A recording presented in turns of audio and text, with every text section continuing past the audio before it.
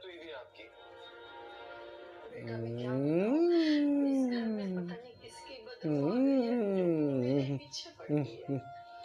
पकड़ लिया वो, पकड़ लिया, खुद पकड़ से लिया। आंखें हाथ हो रहे हैं, खुद ब खुद लैंप बंद हो जाता है, कभी जल जाता है, कभी कभी कोई दरवाजा जोर से बंद कर देता है, कभी एकदम अंधेरा हो जाता है। पता नहीं क्या देखिए अब तक इसी घर में जिंदगी गुजारी है, पहले तो ऐसा कभी नहीं हुआ। अभी टेंशन लेने से अक्सर ऐसा होता है। आप बताएं आपको क्या टेंशन है? गौहर के अलावा मुझे और क्या टेंशन हो सकती है, बताओ मुझे। आप ही आ जाइए।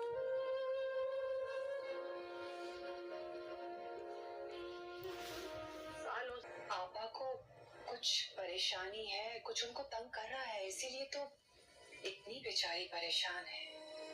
ठीक है,